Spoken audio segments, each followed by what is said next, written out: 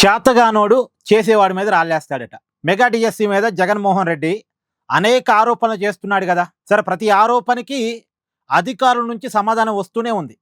సమాధానం వచ్చినా సరే జగన్ చేసిన ఆరోపణలు చేస్తూనే ఉన్నాడు. అయితే ఇవాళ జగన్మోహన్ రెడ్డికి నారా లోకేష్ ఒక సవాల్ విసిరారు. జగన్ ఇంటి పక్కకు వెళ్ళి మరి జగన్కి నారా లోకేష్ సవాల్ విసిరారు. ఒకసారి మీరు వినండి. అంటే అబద్ధాలు చెప్పి మా పైన బురద జల్లి పారిపోతున్నాడు. ఇక్కడ నుంచి ఉన్నా కరెక్ట్ గా జగన్ ఇంటికి నేను తిప్పి కొడితే 200 మీటర్లు కొట్టలేను. I'm ready for debate any time. రమ్మని చెప్పండి. I'm ready for debate and discussion. అంతేగాని ఏసీ రూముల్లో కూర్చుని మాకు లెక్చర్లు ఇవ్వాల్సిన అవసరం. వాస్తవాలంటే బయట పెట్టండి. ఒకటని నిరూపించాడా? 240 కేసులు వేసి ఎందుకు ఆపలేదు? డిఎస్సీ ప్రాసెస్ పారదర్శకంగా నడిపించాం. స్పోర్ట్స్ కోట కూడా పకడ్బందీగా నడిపించాం. మేము కమిటీ కూడా పెట్టాం. ఎవరికైనా అన్యాయం జరుగుంటే మీరు వెళ్ళి కమిటీకి చెప్పండి. ఆ కమిటీలో సీనియర్ అధికారులు పెట్టి ప్రతి విషయం రివ్యూ చేస్తున్నాం. ఎందుకు వాళ్ళకి రాలేదు కూడా చాలా స్పష్టంగా చెప్పారు. ఇప్పుడు మా అధికారులందరూ టెక్నికల్ పైన ఆన్సర్ చేశారు. అక్కడి నుంచి సౌండ్ లేదు. జగన్ గారి దగ్గర నుంచి సౌండ్ లేదు.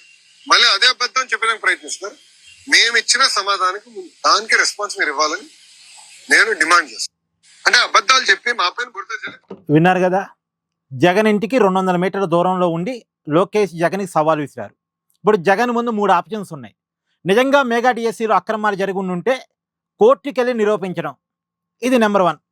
నెంబర్ 2, ఆల్రెడీ గవర్నమెంట్ వైపు నుంచి ఒక కమిటీ ఉంది అనుమానాలను నివృత్తి చేయడానికి.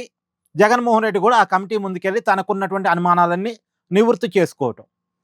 నెంబర్ 3, నారా లోకేష్ జగన్ ఇంటి దగ్గరలోనే ఉన్నాడు. జగన్ వెళ్ళి నారా లోకేష్తో చర్చకు వెళ్ళటం. నిజంగా అక్రమాలు జరిగి ఉంటే అక్రమాలు లేవు అని లోకేష్ నిరూపించడానికి సిద్ధంగా ఉన్నాడు. అక్రమాలు జరిగాయని నిరూపించే సత్తా గనక జగన్మోహన్ రెడ్డికి ఉంటే లోకేష్తో చర్చకు వెళ్ళటం. ఈ 3 ఆప్షన్స్లో జగన్ ఏ ఆప్షన్ ఎంచుకుంటాడు? ఏ ఆప్షను ఎంచుకోడు. జగన్ దగ్గర అంత సత్తా ఉంటే స్క్రిప్ట్ చూసి చదివే పరిస్థితి ఎందుకు ఉంటుంది? అడ్డగోరు ఆరోపణ చేసే పరిస్థితి ఎందుకు ఉంటుంది? అసలు అక్రమాలు జరగలేదన్న విషయం జగన్కి కూడా తెలుసు. కానీ కావాలని చేస్తున్నాడు కదా ఆరోపణలు. కావాలని చేసేవాడు కోర్టుకి ఎందుకు వెళ్తాడు? కమిటీ ముందుకు ఎందుకు వెళ్తాడు? నారా లోకేష్తో చర్చకి ఎందుకు వెళ్తాడు? వెళ్ళడు. ఆరోపణలు మాత్రం చేస్తూనే ఉంటాడు. నమ్మటానికంటూ కొంతమంది ఉన్నారు కదా. కొంతమంది కాదు, కొంతమంది అయినా తన ట్రాప్లోకి వస్తారనేటువంటి ఒక నమ్మకం. ఏమన్నారు జగన్ని? ఇక్కడ కామెంట్ చేసే ప్రయత్నం చేయండి. Please do like, share and subscribe this channel.